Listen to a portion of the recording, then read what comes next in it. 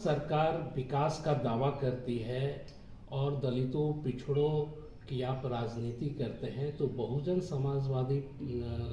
समाज पार्टी का जो विचारधारा है वो कैसे इस विकास को देखती है? बहुजन समाज पार्टी की विचारधारा सामाजिक परिवर्तन और आर्थिक मुक्ति का है। बहुजन समाज पार्टी गरीब, मजलूमों, शोषित वर्ग के लिए काफ़ी संघर्षरत है। बहुजन समाज पार्टी का एक सिद्धांत है, जिसकी जितनी संख्या भारी उसकी उतनी हिस्सेदारी।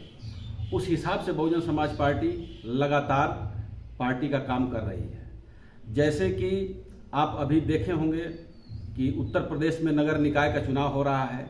वहाँ पर जनसंख्या के मुताबिक ही टिकट दिया गया है। जहाँ तक जिस मेयर क्षेत्र में मुस्लिम की तादाद ज़्यादा है, तो वहाँ मुस्लिम कैंडिडेट दिया गया है।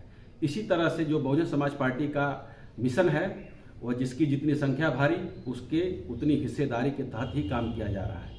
यहाँ की जो झारखंड की सरकार है, झारखंड अलायंस की सरकार है, तो मैं समझता हूँ कि यहाँ की सरकार सिर्फ कहती है कि बीजेपी से हम दूरी बनाए हुए हैं, लेकिन मैं समझता हूँ कि यहाँ की सरकार और केंद्र की सरकार दोनों साथ साथ चलकर अपना यहाँ पे काम कर रही है।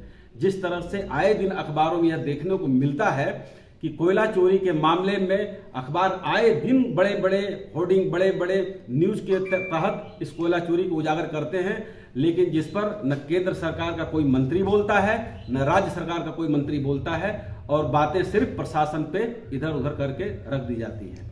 जो यहाँ की सरकार विकास की बात करती है, वह विकास जमीनी हकीकत पर है नहीं। वह विकास कुछ लोगों के हाथों में सिमटता जा रहा है, जो यहाँ के गरीब शोषित वर्ग के लिए काफ़ी नुकसानदेह आने वाले समय में होने जा रहा है। अभी आप उत्तर प्रदेश के निकाय चुनाव की बात किए। झारखंड में निकाय चुनाव क्या तिथि करीब 4 साल होने को है, चुनाव नहीं हुआ। इस परिदृश्य को आप कैसे देखते हैं और सरकार की मंशा को आप कैसे देखते हैं? झारखंड के नगर निकाय चुनाव में सरकार की मंशा यह है कि यहाँ जो नगर निकाय का चुनाव हो वह जल्दी न हो। सिर्फ वह अपनी सरकार के हिसाब से अपना जो टैक्स सिस्टम है, सिलेबस है, वह लागू करना चाहते हैं। जबकि यहाँ छोटी छोटी बातों को लेकर कोर्ट में यह मुद्दा उठाकर उलझाया गया, जो कि आज लगभग 4 वर्ष होने जा रहे हैं और चुनाव टलते जा रहा है। पिछले दिन भी अखबार में न्यूज आया था कि अभी चुनाव जो है लंबे समय के लिए टाला जा सकता है। तो हमारा इस पर यह कहना है कि यदि सरकार इस पे चुनाव पे अमलीकरण जल्दी से जल्दी नहीं करती है, तो सरकार के लिए भी आने वाले समय में नुकसानदेह साबित होगा। निकाय क्षेत्रों में विकास पे इसका क्या प्रभाव पड़ रहा है, कैसे देखते हैं इसे? हर निकाय क्षेत्र में विकास का जो अभी तक के मेयर या पार्षद लोग रहे हैं, वे लोग सही ढंग से विकास के मामले को नहीं चला पाया है। हम लोग कोलिरी क्षेत्र में हैं। यह कोलिरी क्षेत्र भी पार्षद निकाय के ही जिम्मे है, लेकिन नालियां का हाल देखा जाए तो वही हाल है, साफ सफाई का हाल देखा जाए तो वही हाल है, और जब से यह प्रशासक के हाथ में गया है तब से और भी बदतर स्थिति हो गई है। सड़क जो बनी हुई है, जो आरसीसी पीसीसी सड़क है, वह भी जैसे के तैसे पड़े हुए हैं। वर्तमान केंद्र सरकार विकास का दावा करती है, जिसमें दलितों, पिछड़ों, कमजोर वर्ग के विकास की बात कहती है। इसको आप बहुजन समाज पार्टी के दृष्टिकोण से कैसे देखते हैं? केंद्र सरकार जो है, यह जो इनकी विकास की बात करती है, सिर्फ हवाई बातें होती है। सिर्फ मुंह से बोल देना है और अखबार में आ जाना है, या फिर इलेक्ट्रॉनिक मीडिया या प्रिंट मीडिया में ही बात सीमित रह जाती है।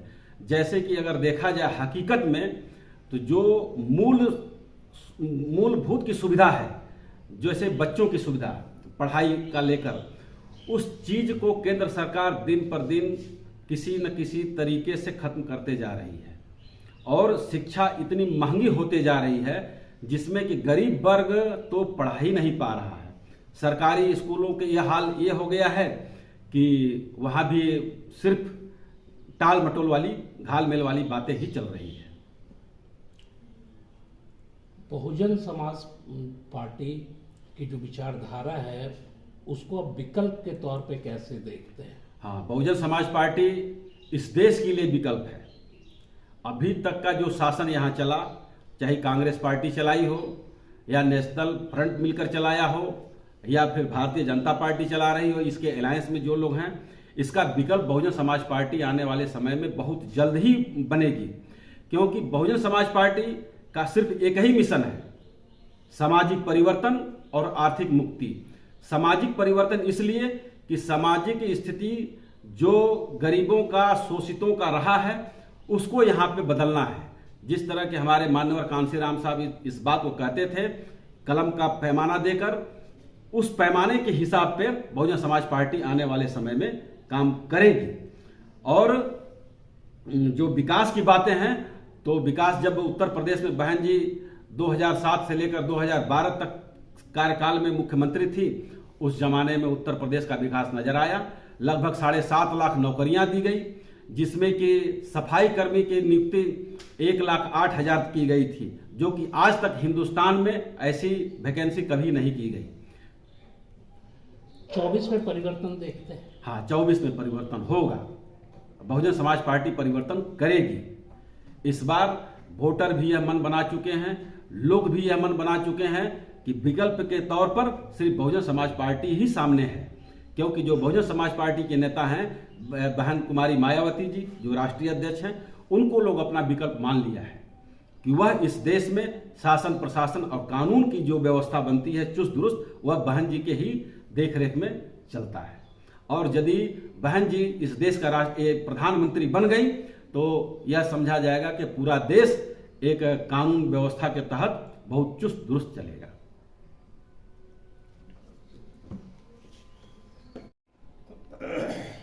हमारे न्यूज़ 12 भारत के दर्शकों के लिए क्या संदेश दें? न्यूज़ 12 भारतवर्ष के दर्शकों के लिए यह मेरा संदेश है कि इस चैनल के माध्यम से जितनी अच्छी बातें और जितने समाज की जागरूकता फैलाने वाली बात हो, वह बताया जाएगा। और इस चैनल के दर्शक लोग से हम यह चाहेंगे कि इस चैनल को काफ़ी से काफ़ी रूप में, लाइव रूप में देखने का काम करें, ताकि यह चैनल से हमें हर क्षेत्र की समस्याओं के बारे में और वहाँ के समस्याओं के निदान करने के बारे में एक रास्ता नजर आए। हम यही चाहेंगे। अपना परिचय दे दीजिए। हमारा नाम गौतम कुमार, मैं झारखंड प्रदेश बहुजन समाज पार्टी का प्रदेश सचिव।